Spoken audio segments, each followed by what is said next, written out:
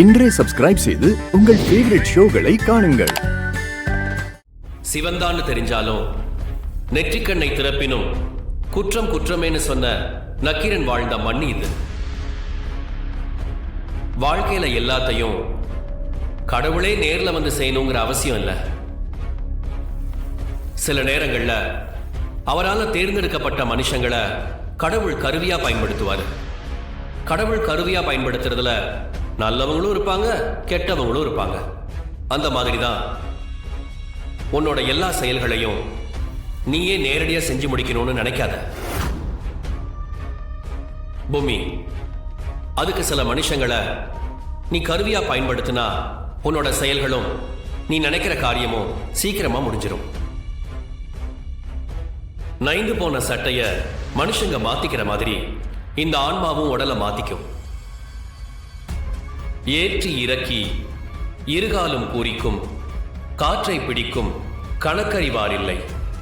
காற்றை பிடிக்கும் கணக்கறிவாருக்கு கூற்றை உதைக்கும் குறி அதுவாமே. நாளைக்கு நடக்க போற ஆக்ஞ விரதமும் ராணி காளி வேஷம் போட்டு வேட்டைக்கு போறதும் முடிவில் தெய்வ பலமா மாறி நினைச்ச காரியம் கை கூடணும்னா உன் மந்திர சக்தியை பயன்படுத்துறத விட்டுட்டு மனுஷங்க மாதிரி உன்னோட தந்திர சக்தியை அதிகப்படுத்து. நீ இப்ப வரைக்கும் யார் யாரையெல்லாம் அழிச்சியோ அதுல நீ ஒன்னையே அறியாம சில பேரை விட்டுருப்ப. அவங்கள கருவியாக்கு. நீ கேட்ட கேள்விக்கான பதிலும் உனக்கு கிடைக்கும். காட்டோட மேற்கு திசையில வாதமுனியோட சமாதி இருக்கும். அங்க போய் நீ யோசிச்சு பார்த்தா உனக்கான விடை கிடைக்கும்.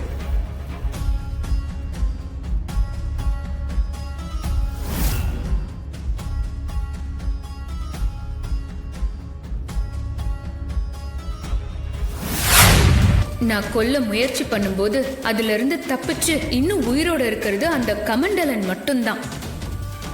அவன் இப்போ என்ன பண்ணிட்டு இருக்கான், எங்க இருக்கான்னு பாப்போம். க்ளீம் ஹ்ரீம் ஸ்ரீம் மாகாளி.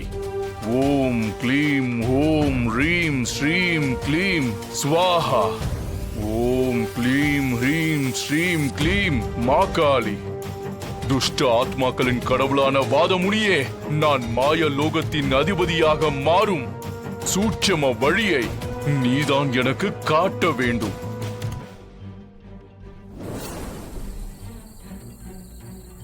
அப்போ இந்த வாத முனியோட வழிகாட்டுதலை எதிர்பார்த்துதான் அந்த கமண்டலன் தம் பூஜையை செஞ்சிட்டு இருக்கானா? சிவன் சொன்ன மாதிரி அந்த தந்திரத்தை நானே கையில எடுக்கிறேன். ஹே கமண்டலா, உனக்கான வழிகாட்டுதலை நானே கொடுத்து எனக்கான காரியத்தை நான் செஞ்சு முடிக்க உன்னை கருவியா பயன்படுத்திக்க போறேன்டா. நானே இப்போ வாத முனியா உன் முன்னால வந்து என் தந்திரத்தால என் ஆட்டத்தை ஆரம்பிக்க போறேன்.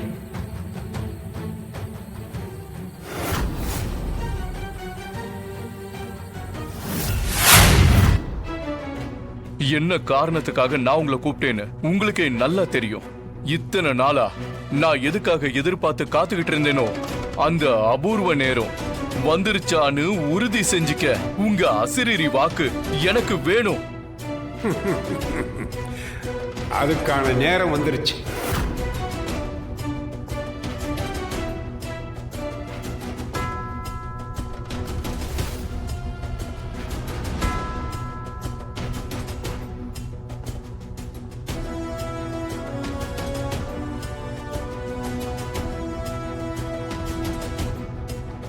நீ இந்த காரியத்தை செஞ்சு முடிக்கிறதுக்காகத்தான் அந்த அகோர அதிபதியோட குடும்பத்துக்கும் உனக்கு இடையே நெருக்கமான தொடர்பு ஏற்பட்டிருக்கு. அதே நேரத்தில் நீ மாயலோக அதிபதி ஆகணும்னா இப்பவே நான் சொன்ன காரியத்தை செய்யறதுக்கான வேலையை ஆரம்பி. நீங்க சொன்ன மாதிரியே நான் இப்பவே செய்ய ஆரம்பிச்சிடுறேன் குருவே. நான் சொன்ன விஷயத்தை எந்தவித தடையும் இல்லாம செஞ்சு முடிச்சுட்டா அடுத்த மாயலோக அதிபதி நீதான்.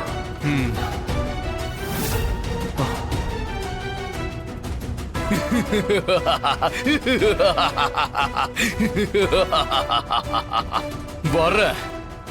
இப்பவே அந்த இடத்துக்கு உன்னை தேடி நானே வரேன்.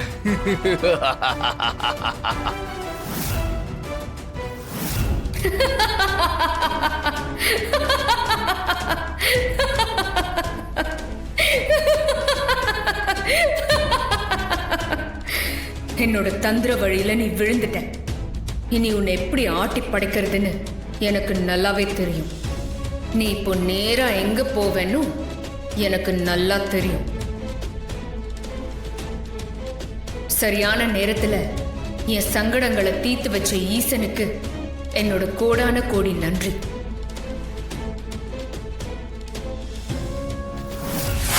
அக்கா, நாளைக்கு நான் காளி வேஷம் போட்டுக்கின்னு தெற்கு திசையில இருக்கிற ஐம்பெரும் படைய நான் சந்திக்கணும்னு சொல்றாங்க. அவங்கள நான் சந்திச்சு பல புண்ணிய நதிகளை உருவாக்குன புனித நீரோட தீர்த்தம்லாம் வாங்கணும்னு சொல்றாங்க. எனக்கு என்ன பண்றதுன்னே தெரியலக்கா.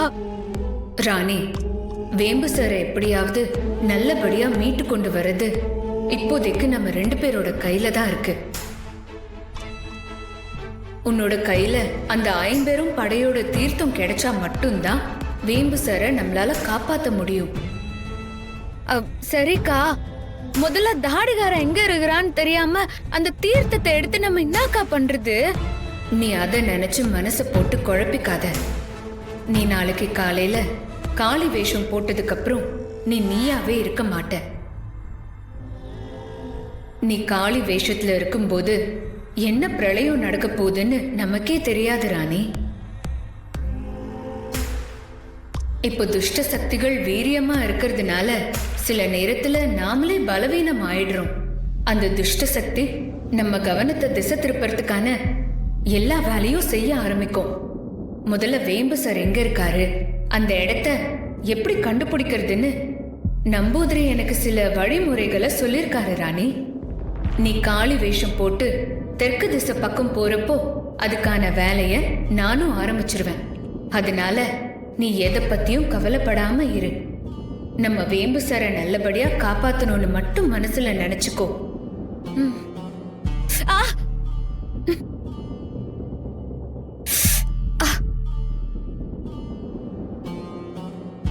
என்னாச்சு ராணி?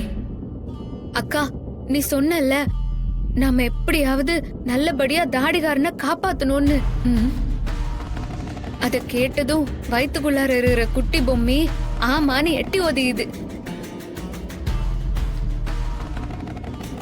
1000 தான் இருந்தாலும் தான் ஆடலனாலும் தன்னோட சத ஆடுன்னு சொல்லுவாங்கல்ல, அதனாலதான் ராணி நாம பேசினதுக்கு பாப்பா எட்டி உதைச்சு தன்னோட பங்கை காமிக்குது.